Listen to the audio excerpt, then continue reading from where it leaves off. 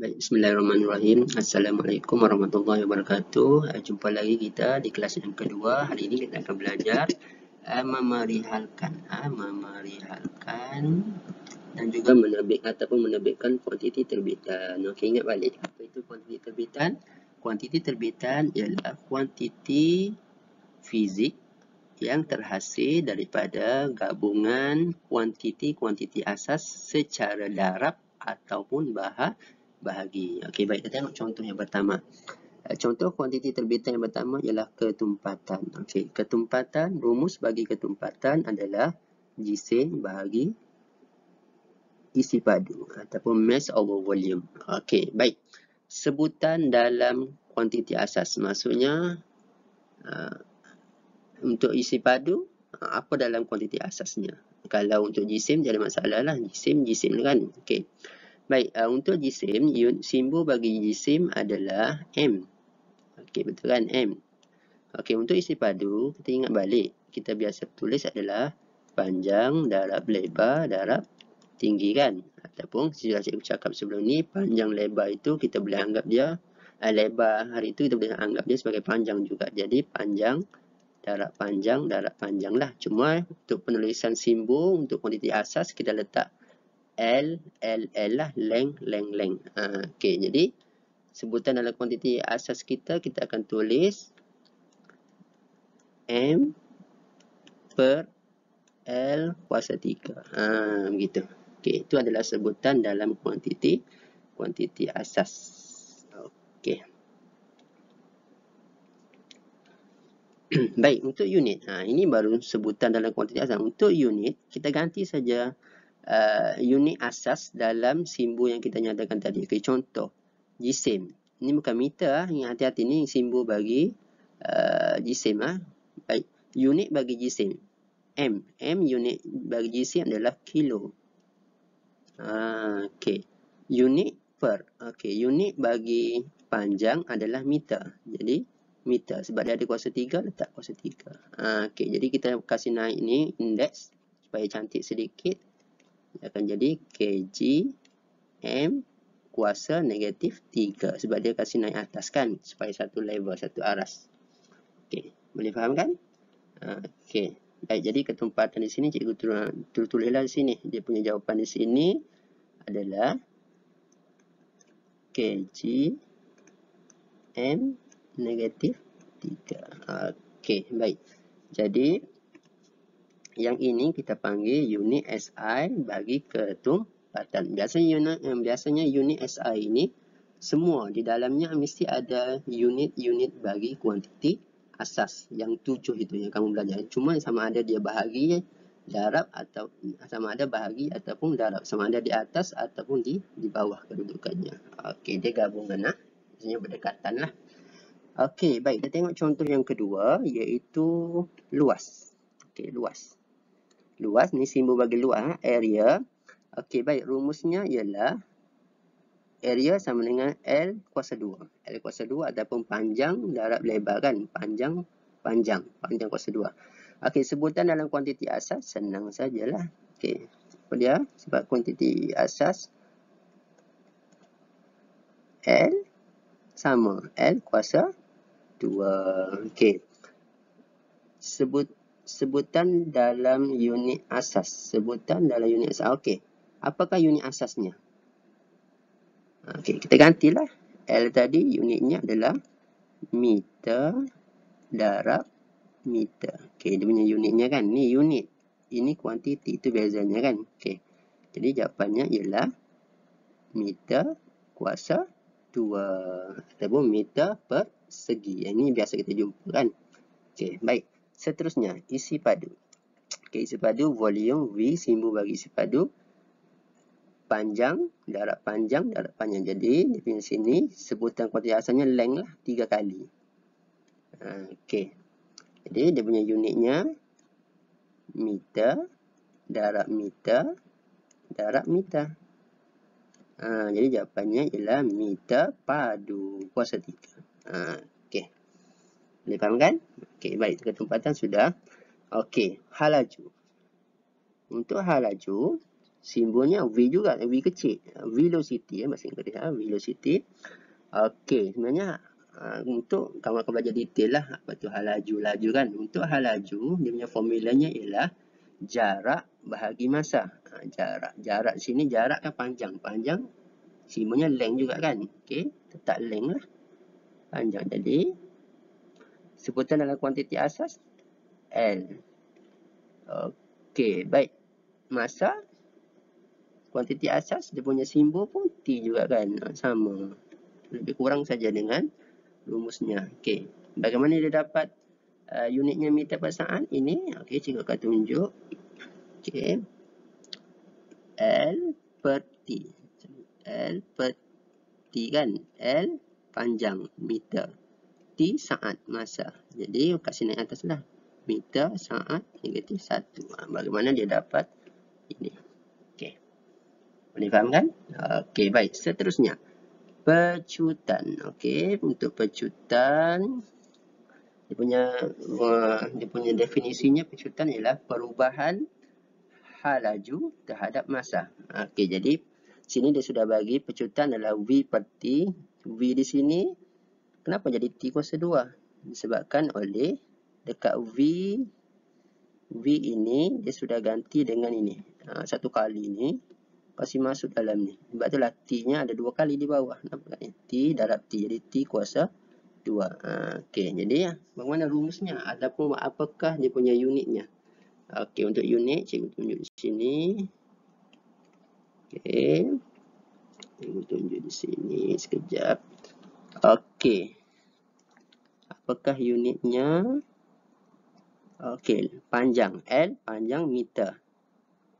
Okey, T masa. Masa ada 2 kali kan. Jadi saat kuasa 2. Dikasih naik atas lah. Jadi meter saat negatif 2. Okey, ni jawapannya. Okey, senang saja.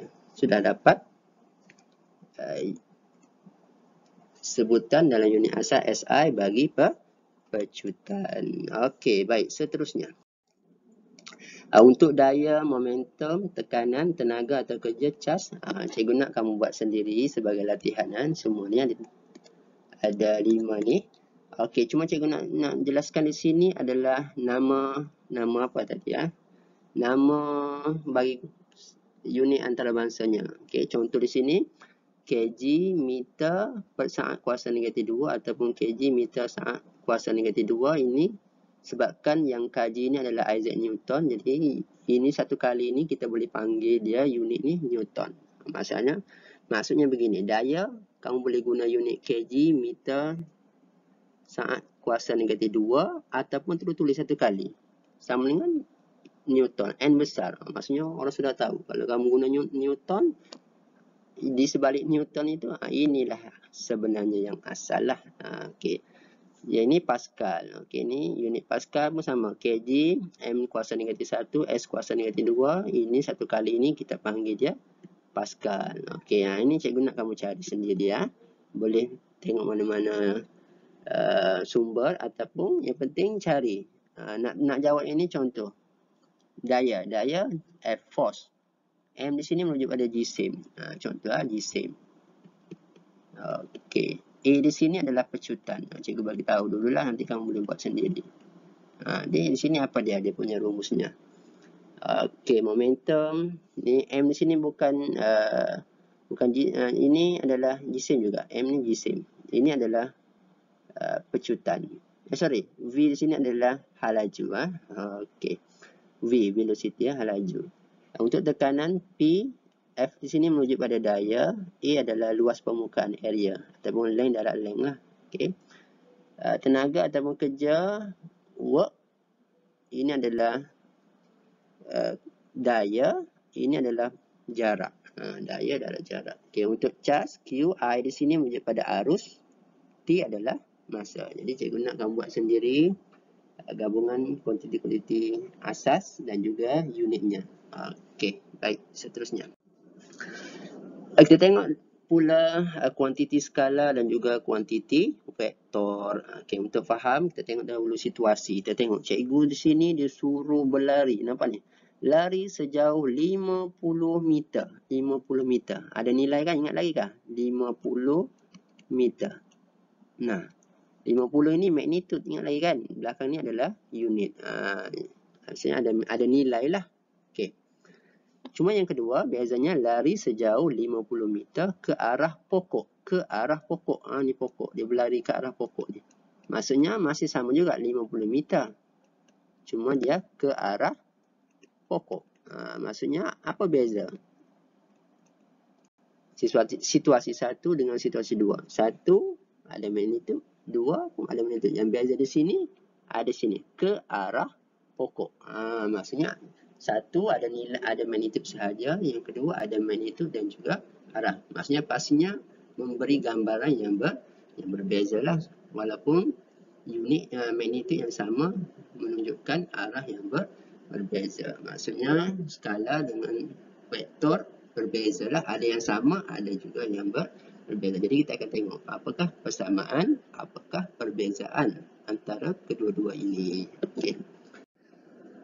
Okey, kita tengok pentabuih berganda. Persamaan sebenarnya seperti mana yang cikgu cakap tadi, kedua-duanya ada magnitude, ada nilai. Okey, dua-dua ada ni, ada magnitude ni ataupun ada nilai. Kalau 50 meter, 50 meter. Okey, kedua sama, ada nilai. Mesti kuantiti kan sesuatu yang boleh diukur. Okey.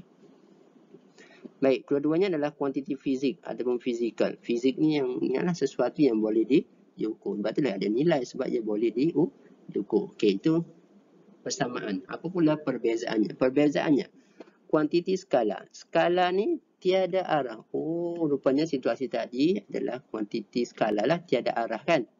Untuk kuantiti vektor ada arah. Maksudnya dalam fizik ni ada sesuatu kuantiti tu ada yang ada arah, ada yang tiada arah. Maksudnya ada membawa maksud yang berlainan lah. Okey. Untuk kuantiti skala, contohnya jisim. Jisim kita 50 kilo pergi bulan. Adakah berbeza jisim kita? Sebenarnya sama sebab dia tiada arah apa-apa. Jisim sama, di mana-mana pun sama. Yang berbezanya adalah berat. Sebab berat adalah daya. Daya bergantung kepada tarikan graviti lah kalau berat, iaitu jisim dalam percepatan graviti. Okey, kalau berat kamu di bumi 50 Newton, pergi bulan, berat kamu akan jadi lebih ringanlah 1/6. Macam itu. Itu berat. Ingatlah, berat dengan jisim tak sama. Nanti kita akan bincang secara terperinci lah. Apa itu jisim, apa itu berat. Okey, sama juga dengan ketumpatan. Jisim bahagi sepadu pun tiada arah. Okey, masa pun automatik lah tiada arah kan. Okey, baik. Kita tengok contoh yang ada arah iaitu halaju. Halaju mungkin ke kanan ataupun mungkin ke kiri, ataupun halaju tu bertambah ataupun berkurang. Okay, biasanya halaju ni kalau kita buat gambaran, kalau kita ada kes situasi yang pergi ke kanan, kita boleh anggap dia positif lah. Kalau dia pergi ke kiri, kita boleh anggap dia negatif. Maksudnya dia ada arah. Ataupun ke atas kita boleh anggap dia positif, ke bawah kita boleh anggap dia negatif. Okey. Halaju, pecutan. Okey, banyak lagi lah kita tengok contoh yang lainnya. Okey. Ini adalah contoh-contoh kuantiti skala dan juga vektor. Kita tengoklah kuantiti skala, contohnya jarak, luas, panjang, kerja, suhu, masa, isi padu, laju, tenaga, ketumpatan. Untuk kuantiti vektor, sesaran. Sesaran kita tengok secara terperinci lah apa itu sesaran. Sebab sesaran ni unit dengan jarak lebih kurang sama, iaitu meter. Okey, sesaran. Halaju, daya. Ni yang paling famous ni, daya. Pecutan, momentum. Jadi ini contoh-contoh kuantiti vektor. Jadi cikgu harap boleh faham. Dan latihan hari ini cikgu nak kamu lengkapkan yang tadilah, bermula dengan daya sampailah habis. Okey, cuba isi tempat kosong ni yang cikgu tanda ni. Okey, cuba buat sendirian. Ada 5 soalan. Dah tambah lagi satu, iaitu berikan 3 contoh. Ni cikgu nak kamu buat baliklah sebagai nota kamu. Okey, kita jumpa lagi di kelas yang berikutnya.